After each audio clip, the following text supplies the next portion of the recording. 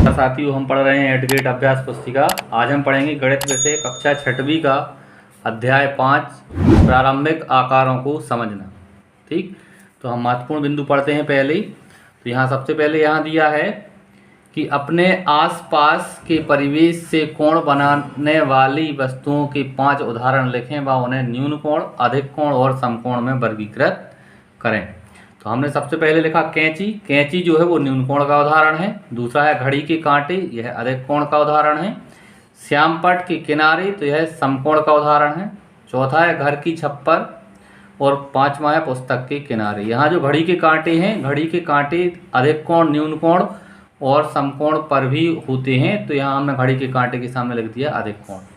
दूसरा प्रश्न है घड़ी की सुई 12 से चलकर पुनः 12 तक पहुँचने में एक घूर्णन पूर्ण करती है, तो निम्नलिखित स्थितियों को कोणों के नाम से सम्मिलित कीजिए। ऋजु कोण, तो ऋजु कोण जो होगा हमारा 1/2 घूर्णन होगा, यानी आधा जो करेंगे हम 1/2 यानी आधा घूर्णन यानी आधा चक्र। ठीक, तो होगा वो ऋजु कोण। दूसरा है समकोण, तो समकोण के लिए हम 1/4 घूर्णन, ठीक है, एक घूर्णन के हम 1/4 कर लेंगे। तीसरा है न्यून कोण, तो न्यून कोण का होगा 1/4 घूर्णन से कम, ठीक, यानी 90 अंश से कम।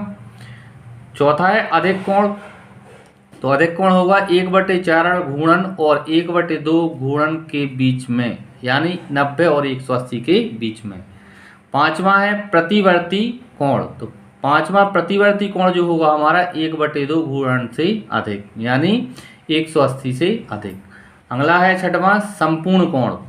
संपूर्ण कोण जो होगा हमारा छठवां वो होगा एक पूरा या संपूर्ण घूर्णन, यानी पूरा एक चक्कर पूरा, तो यह उसका उत्तर होगा। उदाहरण है आगे 3 चित्र दिए हैं, न्यून कोण त्रिभुज, समकोण त्रिभुज और अधिक कोण त्रिभुज। तो यहाँ पहले में देखते हैं हम त्रिभुज एक का प्रत्येक कोण 90 अंश से कम है, अतः त्रिभुज न्यून कोण त्रिभुज होगा। तो ऐसा त्रिभुज जिसके तीनों कोण 90 अंश से कम के होते हैं उसे हम न्यून कोण त्रिभुज कहते हैं।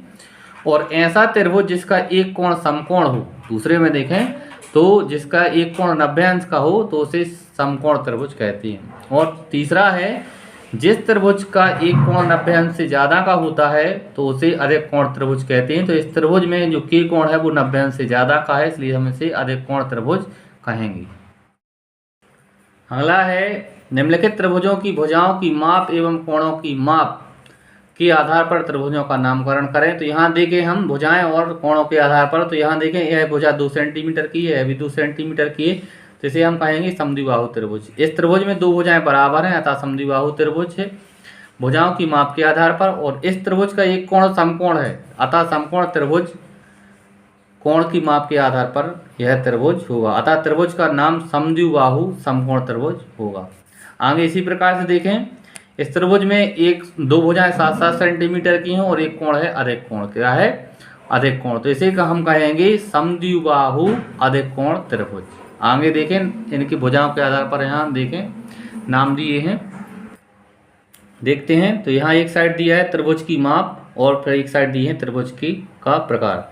तो समान लंबाई की 3 भुजाएं हों जिस त्रिभुज में, तो उसे हम क्या कहेंगे समबाहु त्रिभुज, ई नंबर से मिला लेंगे समबाहु त्रिभुज। समान लंबाई की 2 भुजाएं रहेंगी तो उसे हम कहेंगे समद्विबाहु त्रिभुज, सी नंबर से मिला लेंगे। अलग अलग लंबाई की सभी भुजाएं होंगी तो उसे कहेंगे हम विषमबाहु त्रिभुज। और है 3 न्यून कोण हो जिसमें, तो उसे कहेंगे न्यून कोण त्रिभुज, ठीक है, तो न्यून कोण त्रिभुज ये है।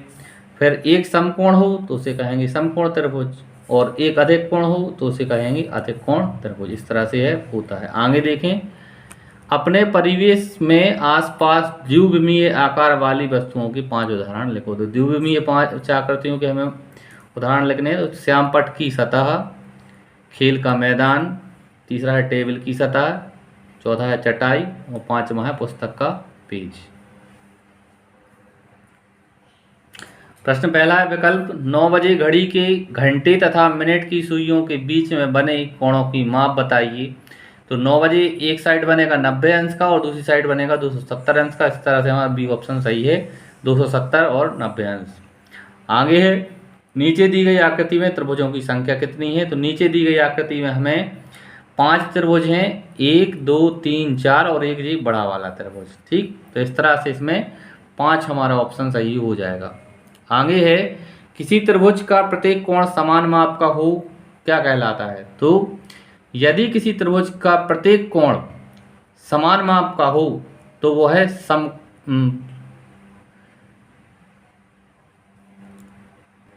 डी ऑप्शन सही हो जाएगा, समबाहु त्रिभुज। समबाहु त्रिभुज का जो प्रत्येक कोण है वो बराबर होता है 60 अंश का, सभी भुजाएं बराबर होंगी।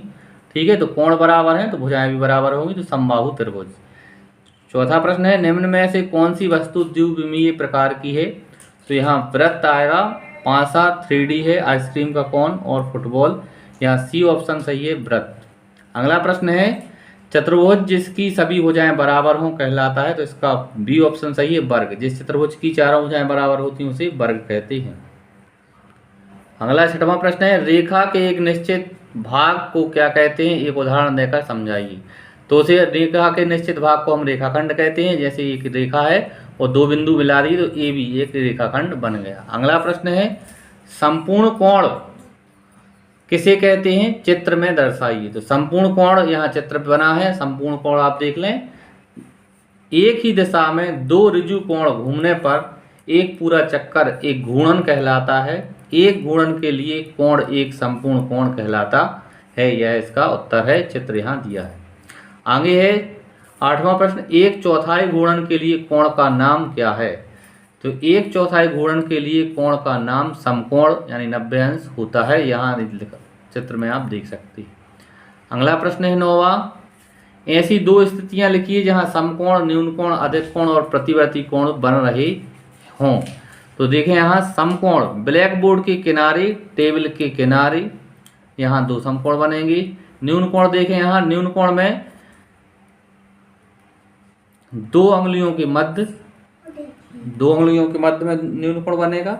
और कैंची भी न्यून कोण का उदाहरण। अधिक कोण देखें, पुस्तक पढ़ने की डेस्क, घर की ऊपरी सिरे। और प्रतिवर्ती का है, घड़ी में 7 बजने पर। आगे 10वां प्रश्न है, निम्न कोणों को चांदे से मापिए और उनके माप लिखिए। तो हमें कोणों को मापना है, यहाँ कोण दिए हैं और हमें इनके मान लिखना है। तो यहाँ सीधी एक रेखा है तो ये पूरी घूमी हुई है, तो यहाँ इसका आ जाएगा 360 डिग्री। इसे हम कहते हैं संपूर्ण कोण। बी नंबर के कोण को चांदी से नापेंगे तो यह आएगा 45 डिग्री का कोण है। यहाँ इस कोण को मापेंगे सी नंबर के तो यह 120 डिग्री यानी अधिक कोण है। 90 अंश से ज़्यादा के कोण को अधिक कोण, तो 120 डिग्री का अधिक कोण है। और यहाँ देखेंगे, यहाँ डी ऑप्शन में यहाँ 1 2 3 कोण बन रहे हैं। तो पहला है 40 अंश का, दूसरा जो है वो 140 का और तीसरा जो है फिर से 40 अंश का। तो ये कोणों के माप हो गए। आगे देखते हैं, यदि दो रेखाएं परस्पर प्रतिच्छेद करें और उनके बीच का कोण एक समकोण हो तो वे रेखाएं कहलाती हैं। तो यहाँ देखें, यदि दो रेखाएं परस्पर प्रतिच्छेद करें और उनके बीच का एक कोण समकोण हो तो वे रेखाएं एक दूसरे पर लंब रेखाएं कहलाती हैं। लंब रेखाएं उन्हें हम कहेंगे। 12वां प्रश्न है, एक रेखा पर बिंदु ए बी और सी इस प्रकार स्थित हैं कि ए बी बराबर 5 सेंटीमीटर, बी सी बराबर 3 सेंटीमीटर और ए सी बराबर 8 सेंटीमीटर। इनमें से कौन सा बिंदु अन्य दोनों बिंदुओं के बीच स्थित है? तो यहाँ सबसे पहले हमने एक रेखाखंड खींचा 8 सेंटीमीटर का, फिर उस रेखाखंड पर हमने ए बी बराबर 5 सेंटीमीटर का खींचा और बी से सी तक खींचा हमने 3 सेंटीमीटर का। तो बिंदु बी बिंदु ए और सी के मध्य स्थित है। जो बी बिंदु है वो ए और सी के मध्य होगा। अगला प्रश्न है, निम्न के चित्र खींचिए। एक विषमबाहु न्यून कोण त्रिभुज, एक अधिक कोण समद्विबाहु त्रिभुज और एक विषमबाहु समकोण त्रिभुज। तो पहला जो था एक विषमबाहु, तो यहाँ हमने विषमबाहु न्यून कोण बनाया है। एक कोण 50 अंश का, दूसरा 70 का और तीसरा 60 अंश का। ठीक, ये विषमबाहु त्रिभुज है। फिर दूसरा था एक अधिक कोण समद्विबाहु, तो यहाँ हमने एक अधिक कोण समद्विबाहु बनाया। एक कोण है 100 अंश का, दूसरा 40 और तीसरा भी 40। ये दोनों भुजाएं रहेंगी बराबर। तीसरा था एक विषमबाहु समकोण त्रिभुज, तो यहाँ हमने विषमबाहु समकोण त्रिभुज बनाया है। आप देखें, एक कोण 90 अंश का, एक 60 अंश का और एक 30 अंश का। इस तरह से हमारे तीनों कोण यहाँ दिए हैं, आप चित्र में ध्यान से देख सकते हैं। आगे देखते हैं साथियों, प्रत्येक बहुभुज का नाम लिखिए। तो यहाँ जो आकृति है इसमें 4 भुजाएं हैं तो इसे हम चतुर्भुज कहेंगे। इस आकृति में 3 भुजाएं हैं तो इसे त्रिभुज कहते हैं। इसमें 5 भुजाएं हैं तो इसे हम पंचभुज कहेंगे और इसमें 8 भुजाएं हैं तो इसे अष्टभुज कहेंगे। ठीक, आगे बढ़ते हैं। घड़ी पर सुइयों की स्थिति निम्न प्रकार बनाकर कोणों की जांच RA टेस्टर द्वारा कीजिए। तो 12 से 2 तक दूसरे में है, 6 से 7 तक, 2 से 5 तक तीसरे में और 4 से 8 तक। तो हमने यहाँ 4 घड़ियाँ बना ली। देखते हैं, तो पहला था 12 से 2 तक, तो 12 से लेके 2 बजे तक यहाँ जी बना है। ठीक, तो इसमें 60 अंश का कोण बनेगा। आप 30 यहाँ तक और 30 यहाँ तक, 30 और 30 60 हो जाएगा। फिर है 6 से 7 तक, तो 6 छोटी सुई 6 पर, बड़ी सुई 7 पर, इनके बीच का कोण बनेगा 30 डिग्री का। फिर तीसरा है 2 से 5 तक, तो ये 2 और यहाँ 5। ठीक, एक सुई 2 पर, एक 5 पर, तो इनके बीच का बनेगा कोण कितना, 30 60 90 90 डिग्री का कोण बनेगा।